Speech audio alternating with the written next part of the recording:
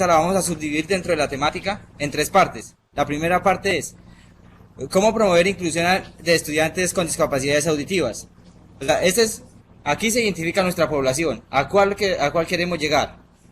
Eh, Como bien sabemos, en el país existen varias normas de inclusión, pero, o sea, el Estado nos dice, incluyan personas, o sea, incluyan estudiantes con necesidades educativas especiales, pero no nos dicen cómo.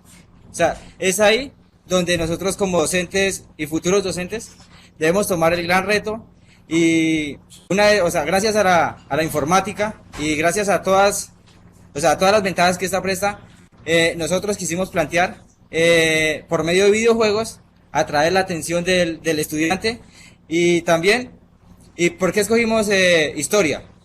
Bien sabemos, hace unos 20 años en nuestro país se quitó del pénsula el área de historia y pasó a ser una temática del área de ciencias sociales.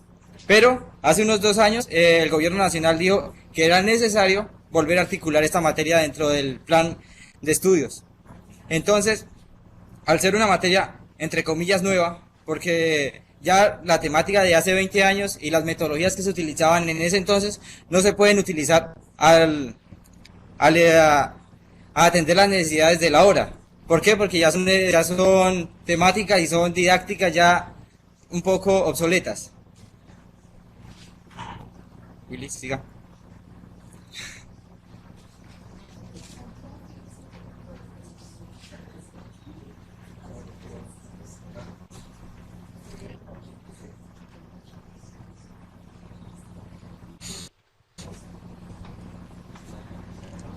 William.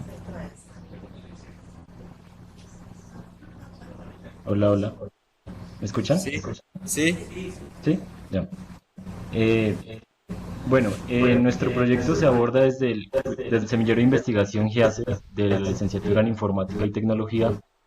Lo que significa GIACE es Grupo de Investigación de Ambientes Computacionales Educativos, que está pues, a cargo del director de escuela, el ingeniero Edgar, perdón, y como nuestro director de trabajo, que el ingeniero Jimmy, que es quien nos ha venido asesorando en todo este proceso. Por qué escogimos esta población en específico o este tipo de problemática? Porque, como bien nos comentaba el compañero Oscar, el Ministerio de Educación nos da unas pautas que nos rigen para la inclusión, pero no nos hablan nunca de esta integración como tal de los estudiantes. Entonces, lo que está pasando en las instituciones educativas es que no se está recibiendo una educación de calidad por parte de los estudiantes con este tipo de problemas auditivos, ya sea por zonas de difícil acceso o, o por zonas que en este momento se encuentran en conflicto, como vimos eh, que ha pasado el país alrededor de 50 años pasados. Bien, lo que nosotros pensamos realizar con esta investigación es incorporar estas tecnologías que nos ofrecen hoy en día para, para solventar un poco esta problemática, ya que, como nos comentaba el día de ayer en una de las conferencias, el profesor Sergio, él decía que el proceso de enseñanza va a primar sobre la tecnología. Y actualmente el Ministerio de Educación dota muy bien a los colegios, al menos los de las ciudades, están dotados con computadoras y tablets que a su vez hacen muy bien la función, pero que por sí solas no nos sirven de nada. Entonces tenemos que buscar herramientas para poder darle uso a estas tecnologías que están entrando en curso en los colegios. Bien, entonces lo que nosotros planteamos es realizar un juego serio para que de esta manera podamos individualizar el conocimiento y poder quitar de cierta forma las cargas de los docentes, especialmente en el área rural, ya que como mencionábamos en temas pasados, aquí en Colombia se maneja la escuela nueva, especialmente en el área rural. Esto quiere decir que las personas, perdón, que los docentes tienen que, tienen que diversificar las aulas de clase para atender diferentes edades. Lo que queremos nosotros lograr es que esta tarea se haga mucho más fácil para ellos y que los estudiantes puedan incorporar, puedan recibir conocimientos de una forma mucho más efectiva.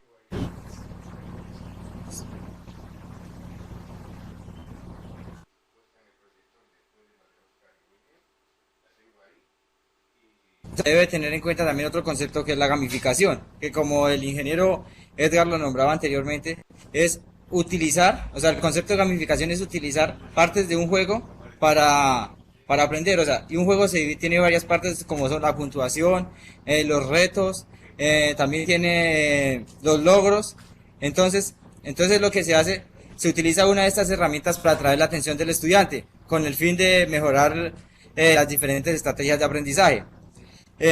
Y ya los juegos serios ya son un poco más robustos, porque ya bien como bien sabemos un videojuego ya es más robusto, ya trae lo que son puntuaciones, niveles, logros y retos que se van solucionando a través del mismo juego. Lo que la ganancia como nosotros como pedagogos, es que este tipo de herramientas atrae la atención del estudiante. Quizás la mayor ventaja y que además hace que el estudiante aprenda de una forma más amena y, y que su aprendizaje sea, aparte de agradable, sea constructivista. ¿Por qué? Porque el videojuego va empezando o sea, se va empezando a desarrollar los niveles y a medida de que estos van subiendo de dificultad, el estudiante va aprendiendo más. Bueno, inicialmente nosotros planteamos para hacer este videojuego un tema en la historia que se denomina la conquista de América. O sea, eso en sí lo que vamos a enseñar, o la temática fuerte de este videojuego. O sea, y para el estudiante creemos que es más agradable colocarlo a jugar frente a un computador ni hacer nada o sea, hacer lo que actualmente hacemos. O sea, para el estudiante o sea, es más atractivo y es más enriquecedor en cuanto a su formación, ya que gracias a estas herramientas se exige una estimulación de los órganos sensoriales y sin darnos cuenta quizás se está aprendiendo otras cosas, que esa es la ganancia principal de estas herramientas. Siga, Willy.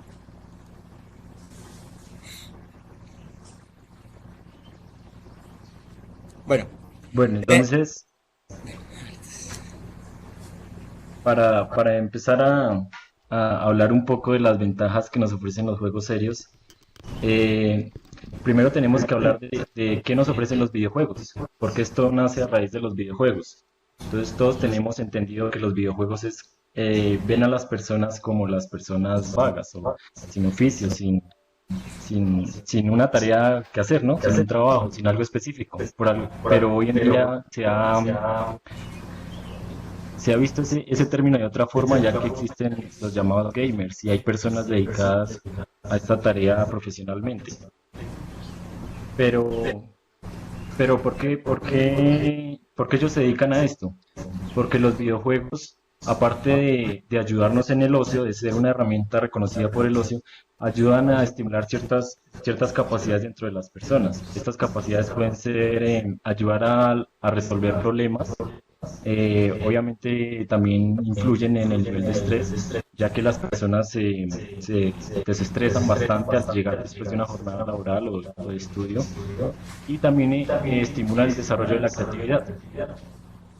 Entonces todas estas herramientas se buscan pasar a los juegos serios para que estimulen este tipo de capacidades dentro de los estudiantes y a su forma pues fortalezcan una temática. Em,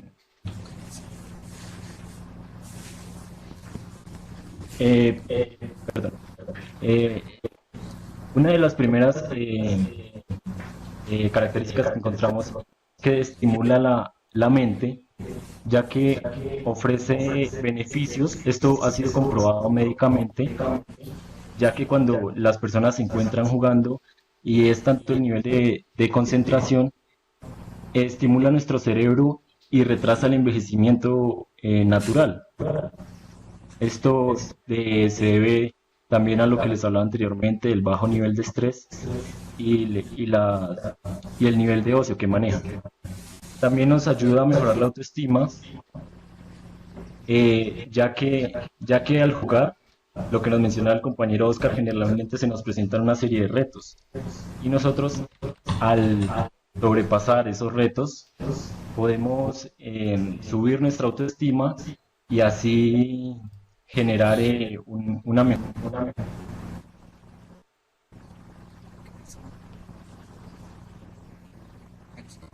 Bueno, lo que estaba aquí diciendo mi compañero es que, o sea, a través de los videojuegos, a medida que se van desarrollando los diferentes niveles, el estudiante va Hola, teniendo cierto grado de, o sea, va desarrollando la autoestima y la va mejorando. ¿Por qué?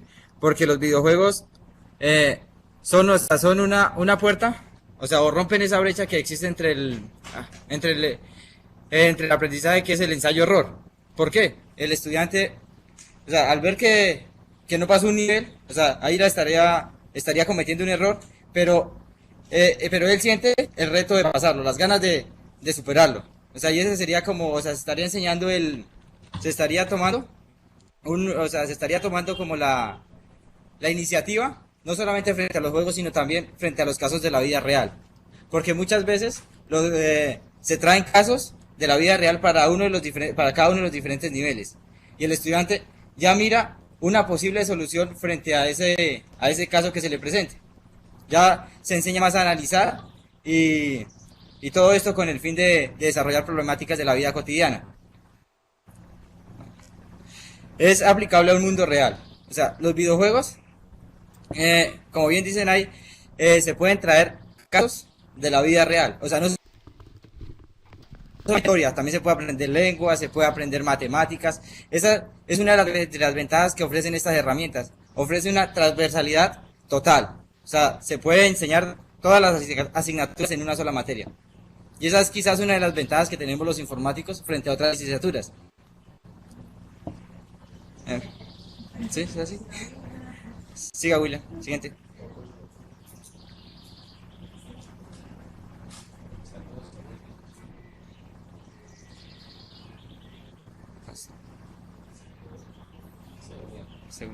Bueno, bueno, nuestro proyecto, hola, hola, eh, hola, hola. gracias. ¿Sí? Oscar, Hágalo. ¿sí me está escuchando? Listo, listo, listo, vale. Sí, es que hay un poco de intermitencia.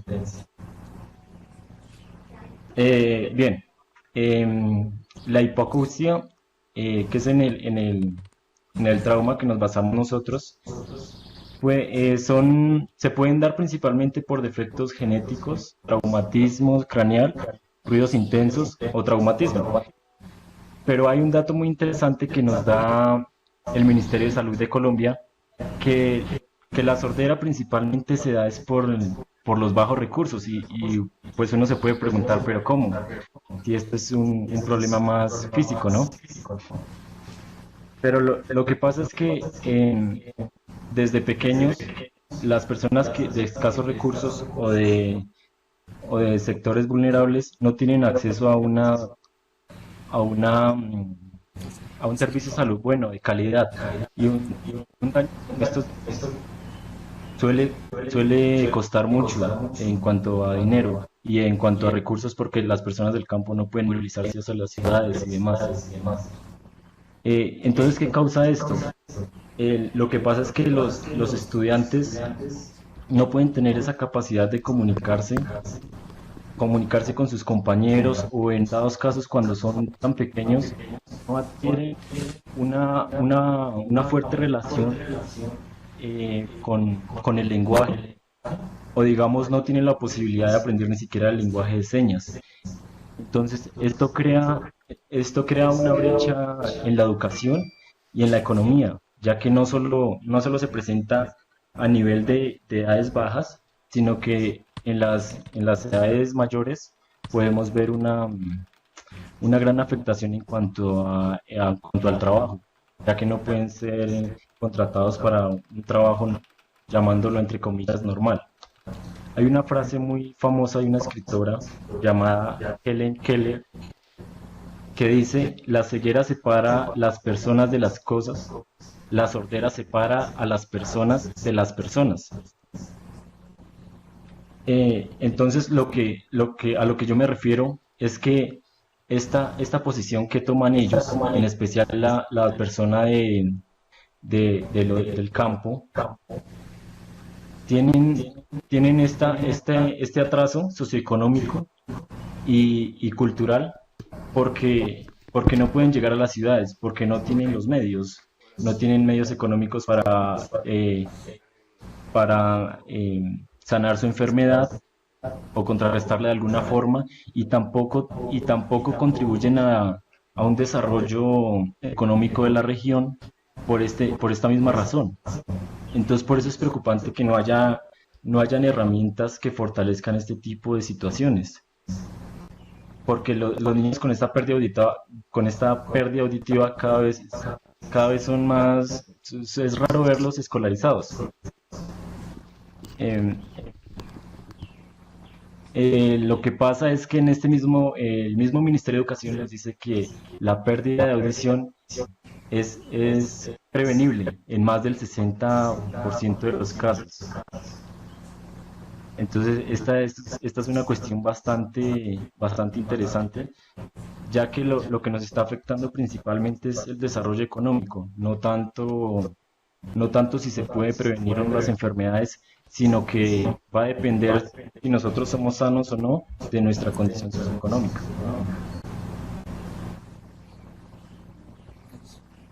Bueno, aquí para empezar a entrar ya en materia en el problema que tenemos en nuestro país es que el Ministerio de Educación nos dice incluyan, o sea, no nos dicen cómo. Y nosotros como docentes, ¿qué hacemos? A la fácil, traemos esas personas, las ponemos a hacer otras cosas, mientras el grupo del que entre comillas creemos que es normal, están haciendo las actividades de aprendizaje que deben estar haciendo estos niños para según corresponde el grado. Y esta es la puerta, o sea, esta es la salida fácil que nosotros hacemos como docentes. ¿Por qué? Porque si se nos hace más fácil colocar al niño a pintar o a hacer otras actividades o a jugar con plastilina o que mirar cómo le vamos a enseñar. O sea, no estaría, o sea, yo pienso que el docente que hace esto carece quizás de una vocación como docente. O sea, porque no está mirando, no está cumpliendo su función como tal dentro del aula.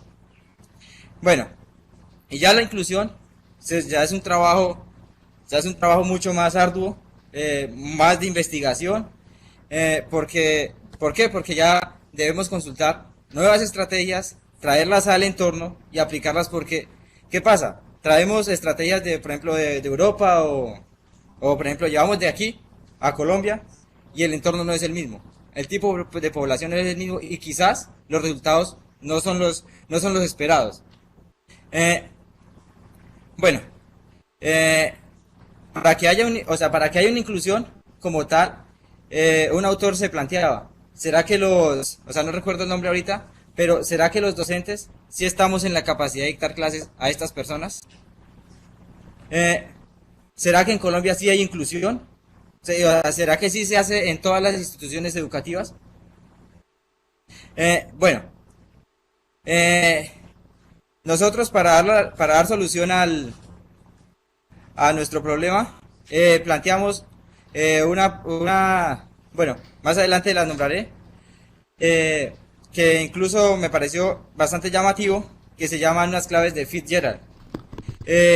Esta fueron escritas por una pedagoga estadounidense, donde se muestra, o sea, mira, aquí por ejemplo, aquí en la imagen, este es el esquema que planteó. O sea, los estudiantes aprenden con deficiencias auditivas, aprenden por medio de colores y por medio o sea, ya parte gráfica, o sea, por ejemplo, y tenemos planteado dentro del videojuego empezar a llevar este tipo de claves para mirar si los resultados son satisfactorios. Bien sabemos un proyecto informático, que es lo que sería un videojuego, tiene varias fases, más adelante las estaré nombrando, pero una de ellas pide la evaluación. la evaluación del producto, que es donde se mira si la calidad del producto es la adecuada o si los resultados son los que realmente estamos planteando. Y bueno, ya va entrando en materia, eh, estas claves fueron escritas por, por una pedagoga que además de ser pedagoga también tenía hipoacusia. O sea, ¿qué más? O sea, por eso fue que me llamó la atención, porque ¿quién más para solucionar un error si alguien que no lo padece? O sea, incluso, incluso por ese fue uno de los motivos que me llamó para escogerlas para desarrollar nuestro proyecto. Listo.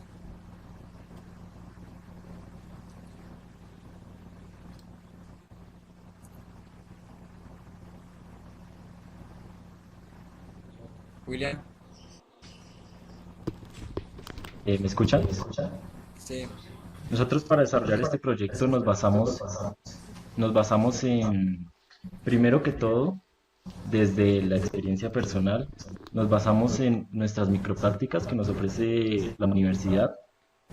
Entonces, en una de esas microprácticas tuvimos la oportunidad de supervisar una prueba saber de grado quinto que se realizan aquí a los estudiantes y vimos varios problemas con este tipo de, varios estudiantes, perdón, con este tipo de problema. Y no había la forma de ayudarlos, pues no había como esa orientación porque ellos estaban muy quedados con respecto a los demás estudiantes del grupo. Entonces nos tocaba sentarnos al lado de ellos, leerles toda la prueba y pues obviamente la comprensión no era igual. Entonces de ahí como que nació esta idea. Y bueno, ahí empezamos a investigar y bueno, lo que hablaba Oscar ahorita de Fitzgerald, las claves de Fitzgerald, em, esta señora creó una aplicación llamada Lectoescritura con Fitzgerald. Este juego consiste en que los niños reciban la información de manera visual, como un código lingüístico, una parte visual, para que puedan estructurar las oraciones, haciendo uso de las claves. Las claves son, como lo veían anteriormente, las figuras por colores. Entonces, eso es a lo que se denominan las claves. Entonces, por este método visual, ellos logran captar la atención del estudiante y así logran el aprendizaje del idioma español principalmente, que es para lo que está pensado, y también la adquisición del lenguaje de señas, especialmente en México, que es donde se implantó, perdón, se investigó sobre este tema. También encontramos un artículo muy interesante de la Fundación Saldarriaga, en donde encuestaron a 343 docentes y fue sorprendente escuchar cómo solo 97 de los 343 docentes dijeron sentirse preparados para educar estudiantes con discapacidades físicas, pero tan solo 67 de esos 343 docentes dijeron estar capacitados para educar estudiantes con discapacidad sensorial. Y más y en menor porcentaje todavía un 65 de los docentes dijeron estar capacitados para educar a estudiantes con discapacidad mental o cognitiva. Después esto es algo alarmante porque en un número tan reducido de docentes frente a la población tan numerable de docentes está fallando mucho este sentido y no es que no queramos o que no se impartan las clases del lenguaje de señas. En nuestra universidad, por ejemplo, tenemos la posibilidad, pero digamos en un área rural donde los docentes tienen que ser tan transversales en las áreas, les queda muy complicado eh, como dar esa educación tan personalizada. Entonces, por eso es que nosotros implementar esta serie de herramientas. Bueno, volviendo al tema, desde la Universidad de Valencia hicieron una muestra a un grupo de 45 estudiantes. Ellos eran de segundo grado de la Facultad de Economía. Entonces el juego de ellos se denominaba CME, CME. Lo que hacía este juego era permitir que los estudiantes desarrollaran habilidades de gestión de las pymes. Las pymes son pequeñas o medianas empresas. Entonces, lo que ellos querían hacer con esto era simular ese entorno real para aumentar las posibilidades de éxito. Entonces, lo que permite esta herramienta es adquirir una reflexión crítica sobre los conceptos del mercado, pero, pero aplicando pues los conocimientos previos que ellos ya tienen. Entonces, el estudiante por medio de una gráfica va introduciendo datos, principalmente se hace en el sector de la hostelería. Entonces él va introduciendo datos y qué servicio al cliente ofrece, qué calidad y qué precio, ¿no? Entonces este simulador como que lo que hace es comparar los datos y crea como el mejor entorno. Entonces esto genera una competitividad dentro de los estudiantes y todo lo demás que resulta bastante interesante. Y ya como resultado ellos dieron a conocer los resultados de la implementación de este juego y los mismos estudiantes decían que se habían sentido mucho menos frustrados que durante una clase y que era bastante interesante porque habían aplicado todos los temas. Dijeron, bueno, a pesar de que había competitividad, pues era un clima agradable de trabajo y todos como que estaban muy motivados como por ver el resultado, ya que la herramienta permite ingresar los datos a los usuarios, pero es solo hasta el final que arroja un resultado. Se puede ver cómo es la competencia en un mundo laboral real. Bueno, ya entramos en materia que es los resultados obtenidos. O sea, aquí vamos a explicar las etapas para la creación de un videojuego. Pero, o sea, soy sincero, o sea, vamos en la primera, ya salimos de la primera parte y estamos entrando en la segunda fase del proyecto. Bueno, para la creación de un videojuego se requieren 6 pasos fundamentales, los cuales son la investigación, la conceptualización, la calendarización, la preproducción, el desarrollo y la postproducción o lanzamiento, que es lo que ya es al final. Bueno, entramos en la etapa de la investigación. Esta etapa es donde nos documentamos, donde se empiezan a analizar las diferentes necesidades que se presentan en el entorno escolar, bueno, en este caso.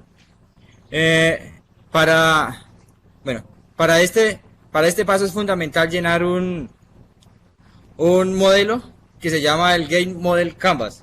O sea, que es un modelo ya predeterminado donde se va a documentar toda la información, todo el tipo de encuestas, todo, o sea, se empieza a documentar todo, absolutamente todo, el tipo de población, las herramientas que se van a utilizar para hacer el videojuego, las diferentes plataformas para el diseño de ellos.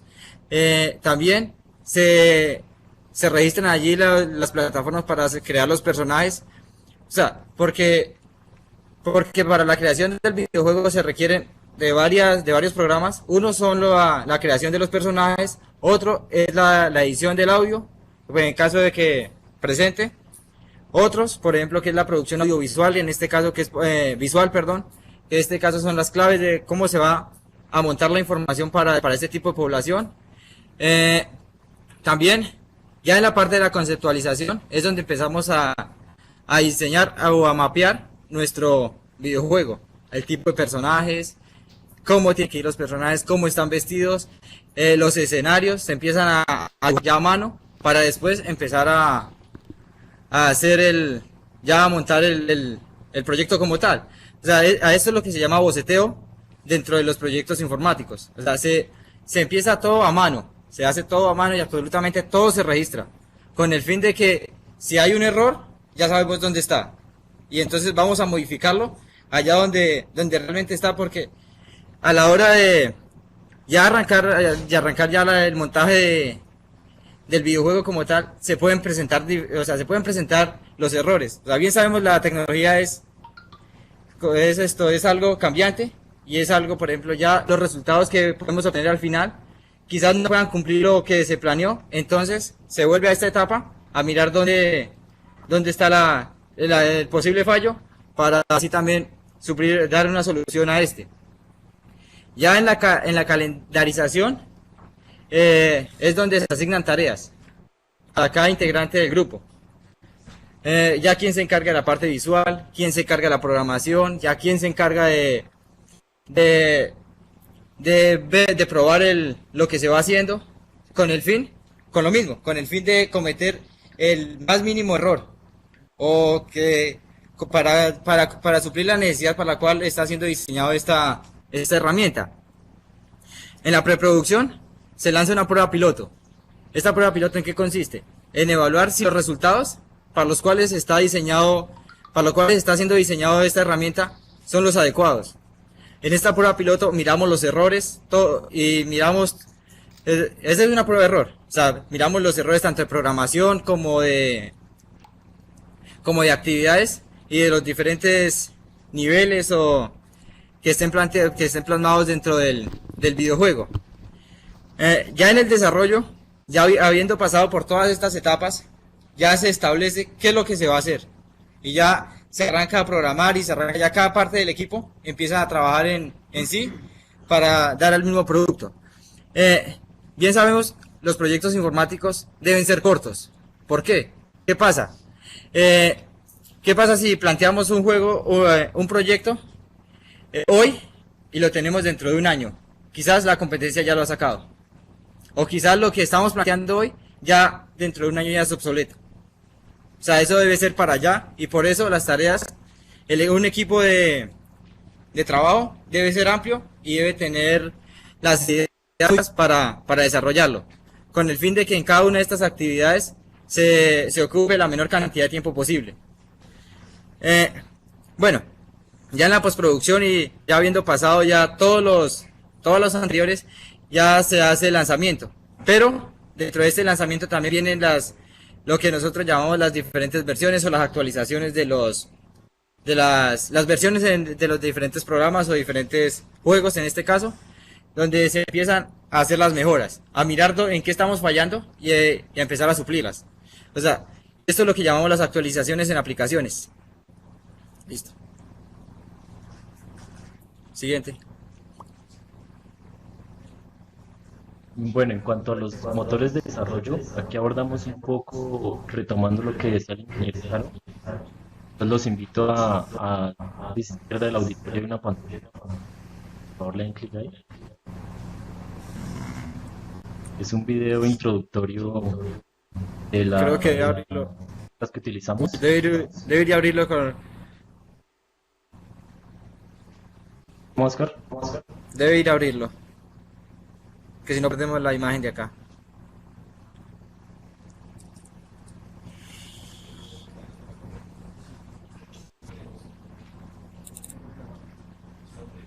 ¿Cómo? No, Oscar, pues vaya hasta el proyector o acérquelo con el clic. Dale clic sobre el proyector. De la izquierda.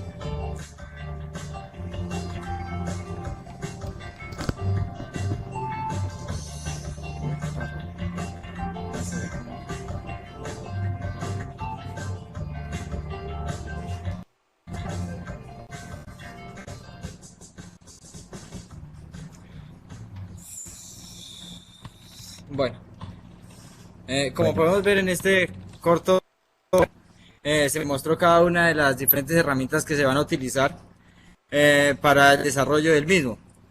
Eh, bueno, estas herramientas se cabe resaltar que son licenciadas, por lo tanto debemos pagar su licencia, pero nosotros estamos utilizando unos equipos del Vivelab Tunja. Allí son unos equipos están elaborados para hacer este tipo de actividades. Además, son brindados por el Estado y, o sea, ahí cuentan con las licencias de cada uno de estos programas y, y además podemos ir a trabajar en ellos. Allí abren los espacios generalmente no solo para los estudiantes de informática ni de sistemas, sino todo aquel que quiera ir a, entre comillas, cacharrear. Eh, Puede tener acceso a ellas. Incluso hay profesionales que si uno no tiene ciertas habilidades para el manejo de estas herramientas, lo asesoran. Listo. bueno, como podían ver en el video, a grandes rasgos, esto es lo que nos permiten hacer estas herramientas.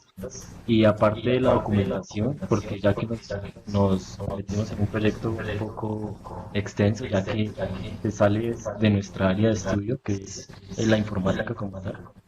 Entonces ya nos estamos metiendo con historia, nos estamos metiendo con la parte de inclusión, entonces se nos vuelve un poco extenso el proyecto. Pero bueno, lo que nosotros, este ya pues como que es nuestro campo, ¿no? Entonces ya es un poco lo que hablaba el ingeniero Caro, es cómo es el lenguaje entre la persona y la máquina y cómo hacerle entender a la máquina lo que nosotros queremos hacer. Entonces aquí lo que nosotros encontramos fue los principales motores que suenan hoy en día son Unity, que es uno de ellos, y qué características nos ofrece él, que es bastante fácil de aprender y, y bastante fácil de manejar y para crear entornos en 2D y 3D. Pero bueno, es relativamente fácil diciéndolo de cierta forma, porque para uno conocer una herramienta pues necesita muchos años de experiencia y más una herramienta como Unity que tiene bastante, eh, bastantes cosas que ofrecernos. Pero la idea es que nosotros con alrededor de un 20% del conocimiento de la herramienta vamos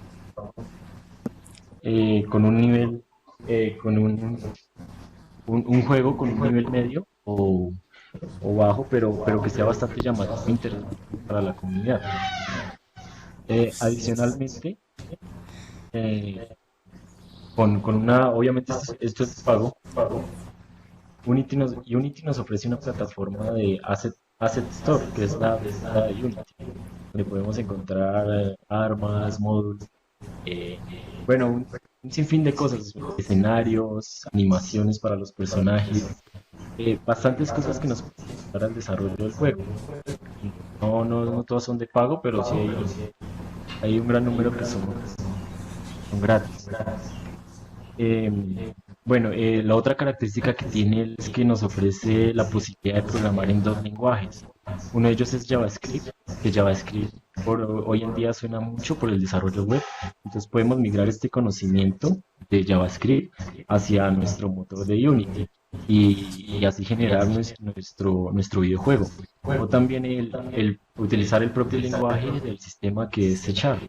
Y C Sharp, pues ya todos sabemos, o bueno, la comunidad informática conoce que es un lenguaje principalmente de Microsoft. Entonces, por esta parte también se privatiza un poco la herramienta. Yo creo que la principal desventaja que encontramos en cuanto al manejo de esta herramienta es que necesita demasiados recursos en cuanto al sistema, porque debemos disponer de un buen equipo y un buen procesador y una buena tarjeta gráfica. Si no, el equipo se empieza a calentar, empezamos a tener fallas y entre más extenso se vaya haciendo el videojuego, pues más va a ser el manejo. Otro motor que nosotros probamos para el desarrollo fue Unreal Engine 4, que este es un motor que nació a raíz de Unity pero entonces como que lo que quisieron hacer ellos fue entrar como competencia. Hicieron lo que tenía Unity, pero lo mejoraron de cierta forma y, y hoy en día ofrece mejores texturas, como pudieron, no sé si detallaron bien en el video, que las texturas bien para desarrollar entornos cuestión de minutos, incluso sin tanta programación, ya podemos desarrollar buenos entornos. La otra cuestión, y de herramientas no es muy utilizada porque, porque es muy cuestionada por la interfaz. Suelen decir que no es muy amigable y todo lo demás, pero desde mi punto de vista resulta más amigable que la de Unity. Digamos que esto ha sido como más popularizado. Digamos es como una cuestión de Linux o Windows, porque Unreal es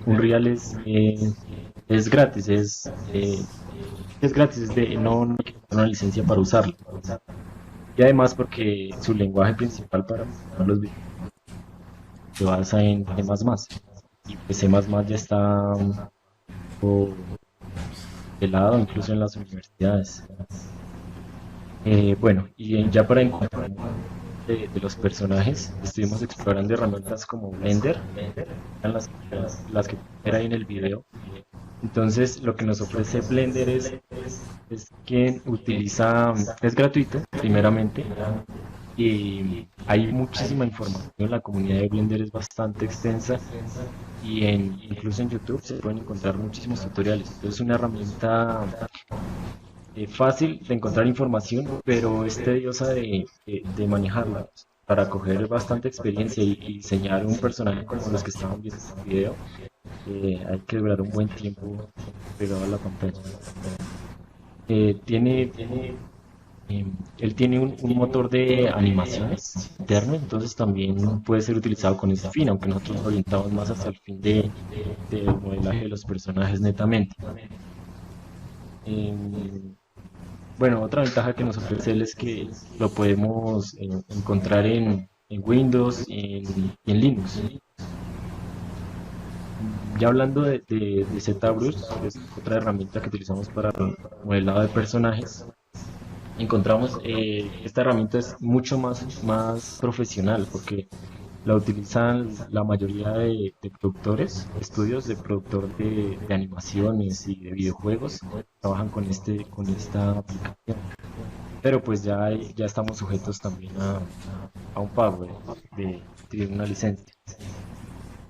Pero pues las posibilidades son como comparar esa versión de pago con la versión libre de Blender.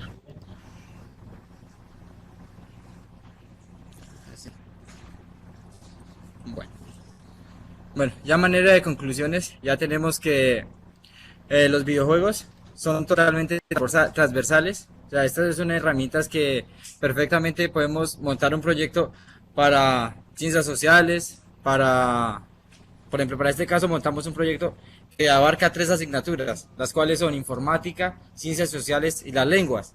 ¿Por qué?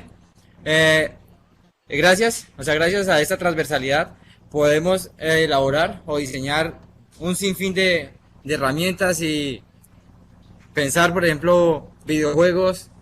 O sea, aquí la estrategia del docente es mirar cómo el estudiante aprende de manera amena y también qué es atractivo para el estudiante. Por ejemplo, pueden ser juegos de azar, pueden ser juegos a todo eso.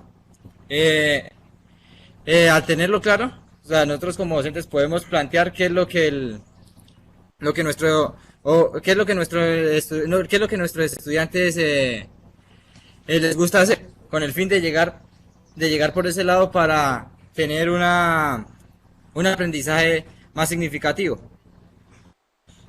Bueno, Sí, sí, eh, tam- otra de bueno, las conclusiones importantes en cuanto al tema de investigación es que la educación colombiana requiere de herramientas, era lo que decía al principio, requiere herramientas que permitan individualizar el aprendizaje, el progreso, la también hay Bueno, que bueno, volver- ya. Bueno, en cuanto a herramientas diversificadas, bueno, lo que estaba diciendo mi compañero era que el educativo nacional requiere este tipo de herramientas para utilizarlas en los diferentes espacios o en los diferentes tiempos de las clases. O sea, generalmente estas herramientas están diseñadas para la utilización del refuerzo dentro de las clases, ya que el refuerzo es un espacio donde se construye entre el estudiante y el docente. Y ahí sería el espacio perfecto para aplicar cada una de estas herramientas que se han diseñado. Listo. ¿Preguntas?